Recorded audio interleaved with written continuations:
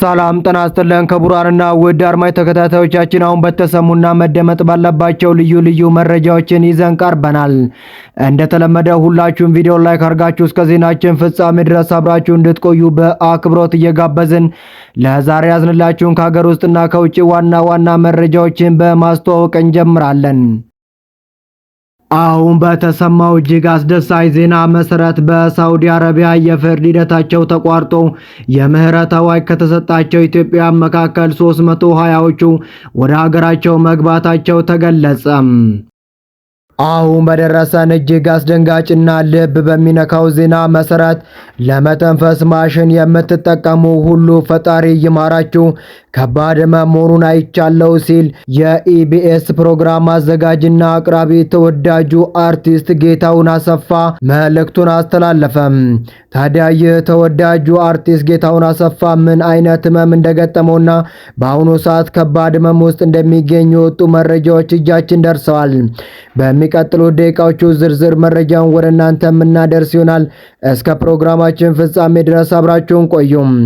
እንዲሁም ለዚህ ታላቅ የዩቲዩብ ቻናል አዲስ የሆናችሁ ደግሞ ሁላችሁም ዩቲዩብ ቻናሉን ሰብስክራይብ አድርጋችሁ የደውል ምልክቷን በመጫን ኦል የምትለውን ያብሩም።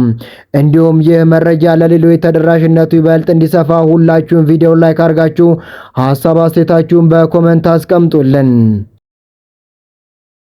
አሁን ወደ አስደመጥናችሁ ዋና መረጃዎች በቀጥታ ወደ ዝርዝር መረጃዎቹ ከማቅናታችን በፊት በመዲናችን አዲስ አበባ ከባድ ዶፍ ዝናብ እየወረደበት አገልግሎት ሲሰጥ የነበረው የትራፊክ ፖሊስን አስመልክቶ የወጡ ጥብቅ መረጃዎችን እናስቀድም። በአዲስ አበባ ከተማ በሳሪስ አካባቢ የጣለው ከባድ ዶፍ ዝናብና ቅዝቃዜ ሳይበግረው በከፍተኛ ኃላፊነት ስሜት የትራፊክ ፍሰቱን ሲያስተካክል የነበረው የትራፊክ ፖሊስ አባል በማህበራዊ ሚዲያ ላይ የብዙዎችን ቀልብ ስቧል። ሰኔ 17 ቀን 2018 ዓ.ም በተቀረጸውና አሁን ላይ በስፋት እየተጋራ በሚገኘው የቪዲዮ ምስል ላይ እንደሚታየው ማንም ሰው ከባድ ዝናብ ሲጥል መጠለያ በሚፈልግበት በዚህ አስቸጋሪ ወቅት ይህ ታማኝ የህዝብ አገልጋይ ግን ሙሉ ልብሱን በዝናብ እየረጠበ መኪናዎችን በስራ ሲያሳልፍና የትራፊክ መዘጋጋት እንዳይፈጠር ሲተጋም የሚታይ ቪዲዮ ብዙዎችን መነጋገሪያ ሆኗል። ይህ በቪዲዮ ላይ የተሰነደው እውነተኛ የዕለት ተዕለት የስራ ታማኝነት፣ ለሙያ አክብሮት መስጠት ምን ማለት እንደሆነ በተግባር ያሳየ ታላቅ አብነት ሆኖም ቀርቧል። አሽከርካሪዎችና እግረኞች በዝናብ ምክንያት ግራ በሚጋቡበትና መንገዶች በሚጨናነቁበት ሰዓት የዚህ ትራፊክ ፖሊስ በመሃል መንገድ ላይ ቆሞ ያለመታከት የሰጠው አገልግሎት በትራንስፖርት እንቅስቃሴው ላይ ሊፈጠር የነበረውን ትርምስ በእጅጉ መቀነስ ችሏል። ይህ ድርጊት ይህ ግለሰብ ለስራው ያለውን ትልቅ ፍቅርና ለህዝብ ደህንነት የሚከፍለው መስዋዕትነት ፍንትው አድርጎ ያሳያል። የቪዲዮ መለቀቅን ተከትሎ በማህበራዊ ሚዲያ በአድናቆትና በምስጋና መልእክቶች ተሞልቷል። በርካታ የከተማዋ ነዋሪዎችና የአሽከርካሪዎች ማህበረሰብ አባላት እንዲህ አይነቱ አገልጋይ ለሁላችን ማርያ ነው በማለት ምስጋናቸውን እየቸሩ ይገኛሉ። ለስራቸው ታማኝ የሆኑና የህዝብን እንግልት ለመቀነስ የራሳቸውን ምቾት መስዋዕት የሚያደርጉ እንዲህ ያሉ የህግ አስከባሪዎችና የስራ ጠባቂዎች ተገቢውን እውቅናና ማበረታቻ ሊሰጣቸው እንደሚገባ ብዙዎች ድምጻቸውን እያሰሙ ይገኛሉ። በሳውዲ አረቢያ የፍርድ ሂደታቸው ተቆርጦ የምህረት አዋጅ ከተሰጣቸው ኢትዮጵያውያን መካከል 320ዎቹ ወደ ሀገራቸው መመለሳቸው ተገለጸ። መንግስት ባደረገው ጥረት በሳውዲ አረቢያ የፍርድ ሂደታቸው ተቋርጦ የምህረት አዋጅ ከተሰጣቸው ኢትዮጵያውያን መካከል 320ዎቹ ወደ ሀገራቸው እንዲመለሱ ተደርጓል። ተመላሾቹ ቦሌ ዓለም አቀፍ አውሮፕላን ማረፊያ ሲደርሱ የውጭ ጉዳይ ሚኒስቴር ዴኤታ አምባሳደር ብርሃኑ ጸጋዬ አቀባበልም አድርገውላቸዋል።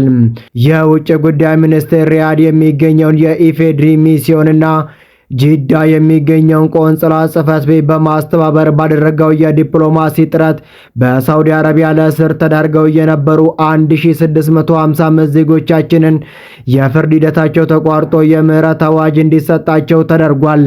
ይህ ውጤት መንግስት በውጭ ግንኙነቱ ለዜጋ ተኮር ዲፕሎማሲ በሰጠው ትኩረት የተገኘ ሲሆን በዚሁ አጋጣሚ መንግስት ህብረተሰቡ ከህገወጥ የሰዎች አዘዋዋሪዎች በማህበራዊ ሚዲያ የታጀበ ሐሰተኛ ማታለያ ድርጊት የውጭ ሀገር ጉዞ ራሱን እንዲጠብቅ እያሳሰበ ህገወጥ የሰዎች አዘዋዋሪዎች የህግ ተጠያቂ ለማድረግ የተጀመሩ ጥረቶች ተጠናክረው እንደሚቀጥሉ መንግስት አሳሰበም።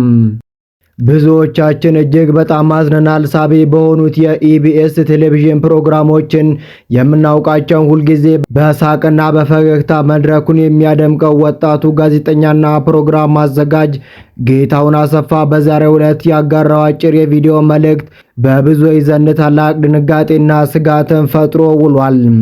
ጋዜጠኛው በአፍንጫው ላይ የኦክስጅን መተንፈሻ ቱቦ አድርጎ በተመለከተበት በዚህ አነጋጋሪ ቪዲዮ ላይ ለመተንፈስ ማሽን የምትጠቀሙ ሁሉ ፈጣሪ ይማራችሁ ከባድ መሆኑን አይቻለሁ ሲል ያስተላለፈው መልእክት በርካታ አድናቂዎችና ወዳጆችን በጽኑ ታሟል በሚል እንዲቆጩና የጤና እክል አጋጥሞታል ብለው እንዲደናገጡ አድርጓል።